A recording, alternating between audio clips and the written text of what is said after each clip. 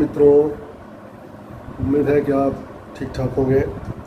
मैं कुमार त्रिपाठी, टीचर, एक बार पुनः इस कोविड-19 के तनावमय वातावरण में गीता के कुछ श्लोकों के साथ आपकी सेवा में उपस्थित हूँ।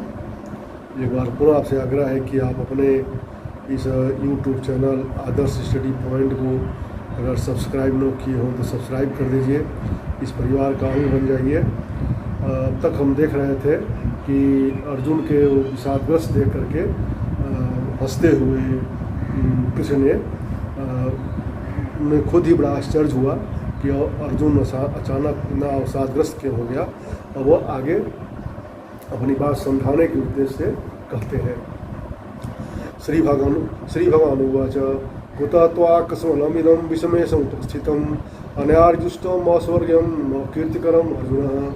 श्री भगवान ने कहा कि हे अर्जुन, तुम्हारे मन में यह कलमश कहाँ से आ गया। यह उस मनुष्य के लिए तनिक भी अनुकूल नहीं है जो जीवन मूल्य को जानता हो, जिसमें मात्र इन विचारों से मात्र अपयश ही प्राप्त होता है। उच्च लोक नहीं मिलता, निंदा मिलती है, लोग निंदित व्यक्ति की श्रेणी में डालते हैं। वासुदेव कृष्ण तथा भगवान अभिन्न है। देखा जाए तो वासुदेव कृष्ण और भगवान अभिन्न है। यही कारण है कि संपूर्ण गीता में उन्हें भगवान ही कहा गया है। वे परम सत्य की पराकाष्ठा है। ऐसे यदि प्रमाण ईश्वर की उपस्थिति में अर्जुन द्वारा स्वजनों के लिए शोक करना सर्वथा अशोभनीय है, इसलिए उन्होंने कुतः शब्द से अपना आश्चर्य व्यक्त किया। उन्होंने आर्य शब्द का भी प्रयोग किया है। अनार्य दुष्टम स्वर्गम कीर्तिकरम अर्जुन। आर्य और अनार्य दो शब्द हैं। तो आर्य हम उसे कहते हैं जो जीवन मूल्यों को समझता है तथा जिनकी सभ्यता आत्म साक्षात्कार पर आधारित हो, उसे हम आर्य कहते हैं।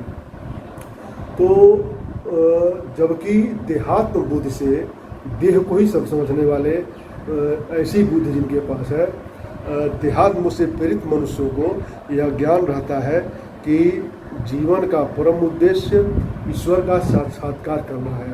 वे संसार के बाह्य स्वरूप से मोहित हो जाते हैं। इस कारण वे यह समझ नहीं पाते कि मुक्ति क्या है। जिन व्यक्तियों को भौतिक बंधनों से मुक्ति का कोई ज्ञान नहीं होता, उसे ही अनार्य कहते हैं। अर्जुन यद्यपि क्षत्रिय था, परंतु युद्ध से विचलित होकर के वह अपने कर्तव्य पथ से विमुख हो रहा था। उसकी यह कायरता थी। उसे भगवान द्वारा अनार्यों जैसे आचरण करने के लिए कहना वह भगवान को बाध्य कर रहा है। वे कहते हैं कि कर्तव्य पथ से इस प्रकार विचलित न तो आध्यात्मिक प्रकृति में सहायक हो सकती है और न ही हमसे संसार में ही प्रसिद्धि तुमको मिल सकती है। वे अर्जुन द्वारा अपने स्वजनों पर की जा रही ऐसी किसी भी अनावश्यक कायरता का अनुमोदन भी नहीं करते हैं।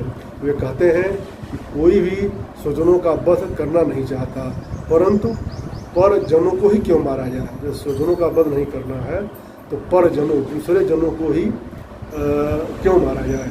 कोई भी निर्णय करने से पूर्व यह बेहतर होगा कि तुम विचार करो कि स्वजन है कौन। हमने यह जो शरीर धारण किया है वह अपने रक्त संबंधियों की सुख सुविधा के लिए धारण किया है, और उनकी रक्षा के लिए क्या अधर्म को भी गले लगा लिया जाए। तुम कह रहे हो कि तुम कुल नाश से सनातन कुल धर्म नष्ट हो जाएगा और धर्म के नष्ट होने से कुल को अधर्म ग्रस लेगा। जरा उस परिस्थिति के बारे में सोचो। वासुदेव कृष्ण कह रहे हैं, जरा उस परिस्थिति के बारे में सोचो जब दुर्योधन को जब तुम मारते हो तुम्हारा धर्म नष्ट होगा, परंतु जब दुर्योधन धर्मराज अथवा अभिमन्यु का वध करेगा तो कुल धर्म नष्ट नहीं होगा। तुम्हें सोचना यह है कि धर्म के नाश से कुल का नाश होता है या कुल के नाश से धर्म नष्ट होता है। कौरवों ने स्वयं को तुमसे पृथक मानकर अपने कुल के दो भाग कर दिए। भीम को बेच दिया। तुम पांचों भाइयों को तुम्हारी माता के साथ बड़ावत में जलाया, अधर्म पूर्वक तुम्हारा राज्य छीना, उससे कुल धर्म नष्ट होने को है अथवा कुल धर्म नष्ट हो गया है इसलिए धर्म नष्ट होने को है। अर्जुन, और वासुदेव कह रहे हैं कि अर्जुन देखो, कुल कभी नष्ट नहीं हुआ है, परंतु धर्म का नाश हो चुका है। पहले दुर्योधन नष्ट नहीं हुआ, पहले उसका धर्म नष्ट हुआ है, बुद्धि भ्रष्ट हुई है। जानते हो, वायुमंडल में कोई स्थान कभी वायु शून्य नहीं होता, वायु से, हवा से रिक्त नहीं होता है। यदि एक स्थान से वायु गर्म होकर ऊपर उड़ जाती है तो दूसरे स्थान की शीतल वायु आकर वह स्थान भर देती है। इसी प्रकार धर्म के साथ भी यही होता है। जब धर्म नष्ट होता है तो रिक्त स्थान को अधर्म आकर भर देता है। यदि धर्म का नाश कर दिया जाए तो धर्म स्वतः स्वयं को स्थापित कर लेगा।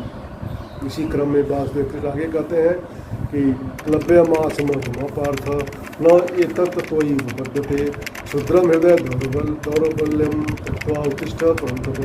हे पिता पुत्र, इस हीन नपुंसकता को प्राप्त न हो, यह तुम्हें शोभा नहीं देती है।